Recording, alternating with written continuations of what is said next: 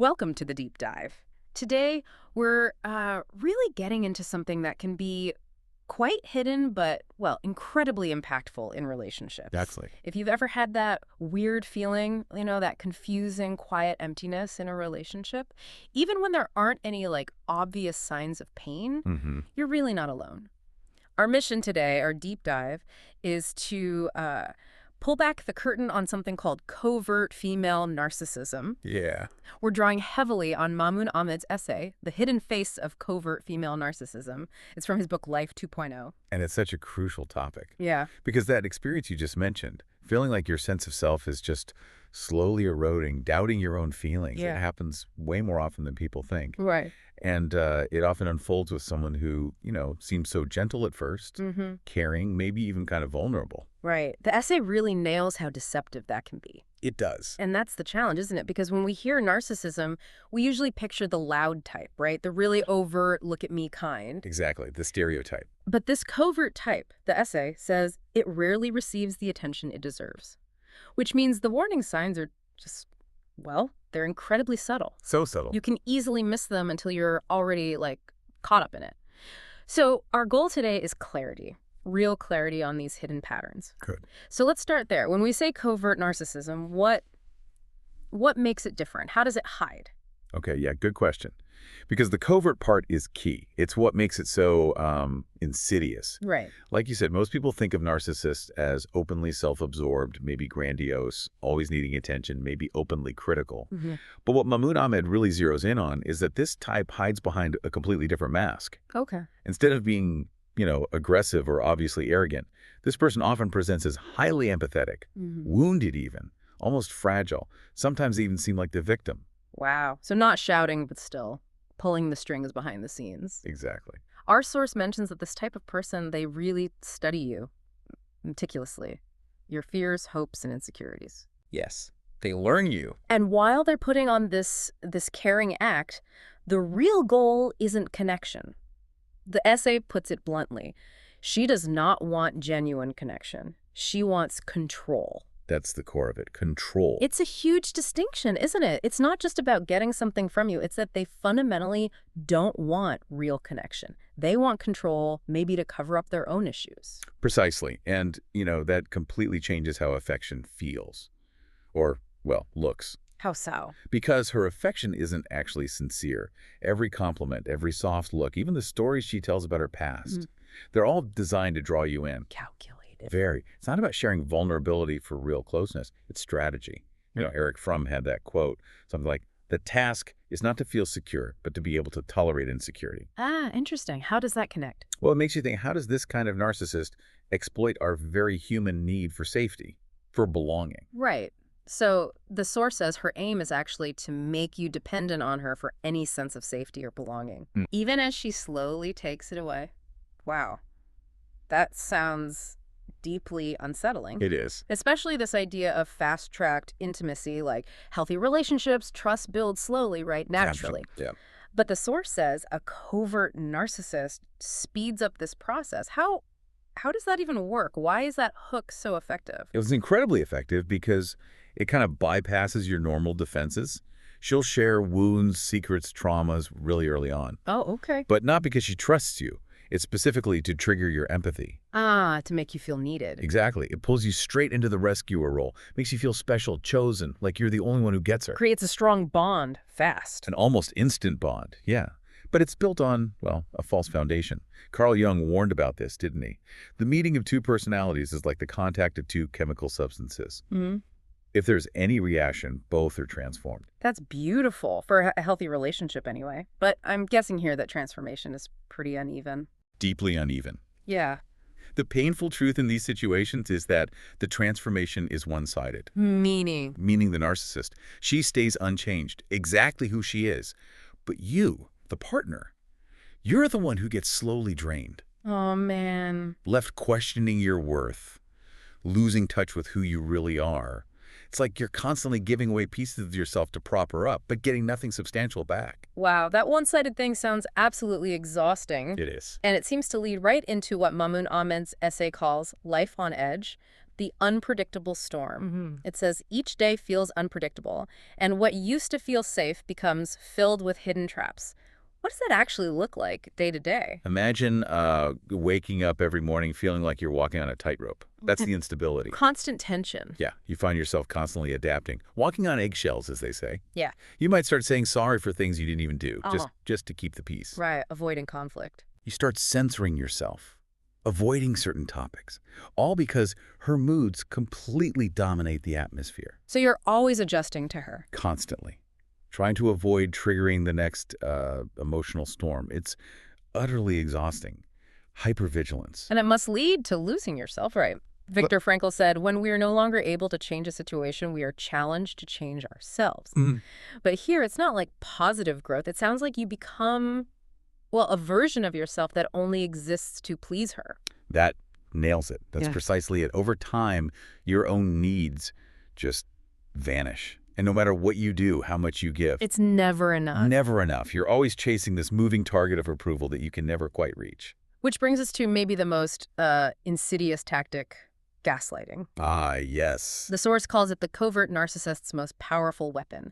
But for anyone maybe not familiar with the term, can you quickly define it? And why is it so damaging here? Absolutely. Gaslighting, simply put, is manipulating someone psychologically. So they question their own memory, their perception, maybe even their sanity. Okay. And here, it's a silent weapon. It's not usually shouting or overt anger. It's more like a calm, steady denial of your reality. Can you give an example? Sure. Like you might say, hey, you promised we'd do that thing, and she'll just calmly reply, I never said that. Wow. Flat denial. Or, you're overreacting. That's not what happened at all. Just calmly rewriting history. That is genuinely unsettling. So the effect is you start to doubt yourself, your Yeah. memory, your judgment. Exactly. You start wondering, did I imagine that? Or, like you said before, am I just too sensitive? Over time, you actually stop trusting your own mind. You just accept her version of things. It's devastating.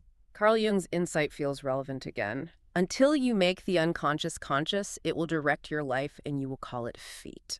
How does that connect? Well, if you're constantly told your reality is wrong, you internalize it. You start to believe it on some level. Right. And that prolonged confusion, it disconnects you from your own gut feelings, your instincts. You become like a stranger to yourself. Your internal compass is broken. Completely broken. So you're always looking outside yourself for validation, for what's real. Because you don't trust your own perception anymore. It makes you incredibly dependent on her. Dependent on her version of the truth. It's a calculated attack, really. It really is an attack on your ability to think clearly. So it feels like you're constantly performing then. Just hoping for a scrap of approval. Yeah. The source talks about this feeling of never enough, where love is a reward for performance, never a given, which is just the opposite of real love, isn't it? Real love is steady. You don't have to earn it moment to moment. Exactly. That's the healthy version. Yeah. But in this dynamic, her praise is unpredictable. It's rare. Which makes you try harder. Compels you to work harder, yeah. Changing how you talk, what you do, maybe even how you look. Yeah. Just trying to earn that approval. But the goalposts keep moving. Always. The essay says the goalposts always shift, and nothing you do feels good enough. You're stuck on a hamster wheel, chasing something you can't actually get. There's that quote from Abraham Maslow. The story of the human race is the story of men and women selling themselves short. Oh, that fits perfectly here. Because in this cycle, you might actually start to believe that love has to be earned, that your value is always sort of conditional, Like, uncertain. you internalize that uncertainty. And it becomes this totally one-sided exchange. Right. You're the one always giving, supporting, listening, trying to understand. Pouring everything out. But then when you need comfort, when you try to express your own hurt, You get shut down, told Yeah. you're too sensitive or selfish. that's infuriating just to hear. It is. Your boundaries. Ignored completely. Any request you make for basic care gets twisted around and turned into an accusation against you. Wow. You know that beautiful Oscar Wilde quote? To love oneself is the beginning of a lifelong romance. Yeah. Well, in these relationships, that feels impossible. Because you're basically taught to feel ashamed for just wanting kindness, for wanting respect. A shame for having basic human needs. Exactly. You're conditioned to think your needs are a burden. And this leads, I guess, to that slow loss of self and the isolation. The source explains the covert narcissist rarely attacks openly. It's more subtle. She chips away at your confidence with subtle questions, suggestions, and constant corrections. Yeah, it's death by a thousand cuts almost. It's very insidious. How does that chipping away actually look?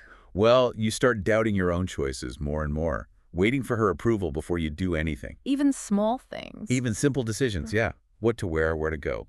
They become difficult because you've learned, deep down, that your own judgment isn't reliable, or at least it won't be approved. So you stop trusting yourself. You stop trusting yourself and you become almost invisible, always seeking permission, never feeling quite good enough. And isolation. You mentioned it's often engineered. Right. It's not always a direct command like, don't see your friends. It's sneakier.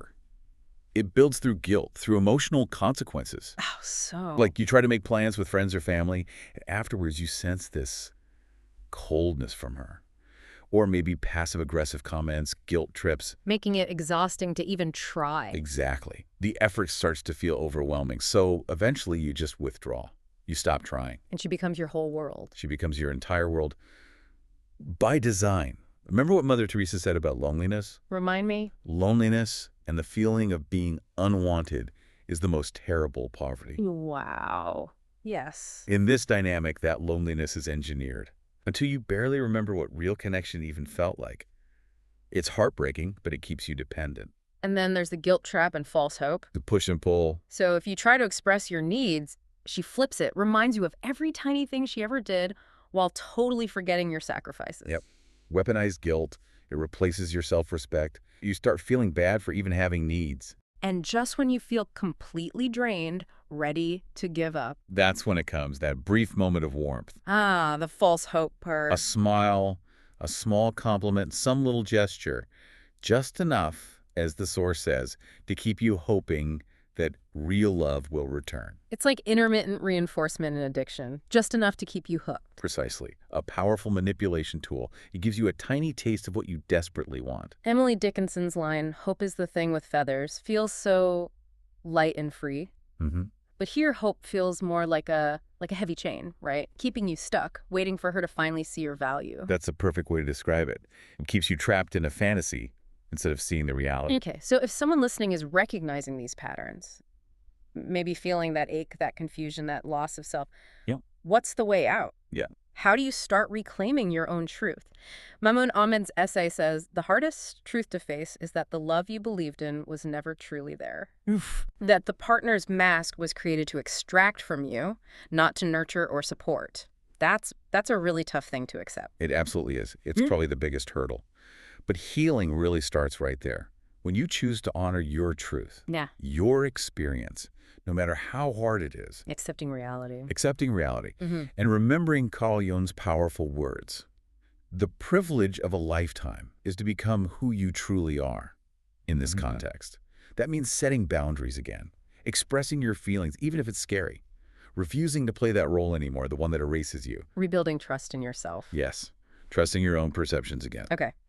For anyone ready to take that first step, the essay offers some really practical ideas. It starts with, begin by accepting the truth of your experience without judgment. Crucial first step. Yeah. No self-blame, just acknowledge what happened. Right. And then break the isolation. Yes. Reach out to friends, family, or a therapist for support. Yeah. You are not alone in this. Getting an outside perspective can be so incredibly validating.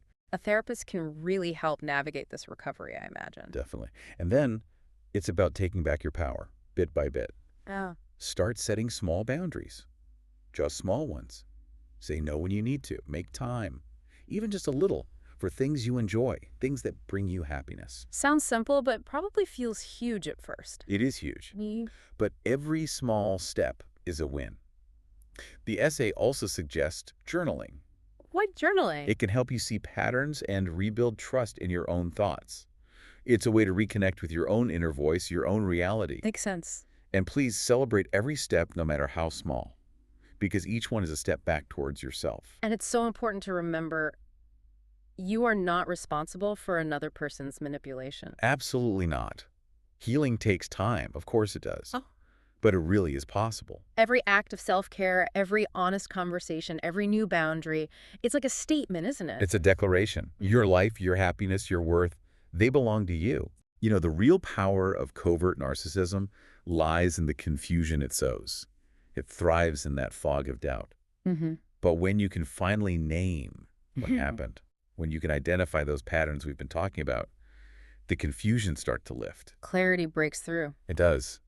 And maybe you need to redefine strength for yourself. Yeah. True strength isn't measured by how much you can endure, how much pain you can take. What is it then?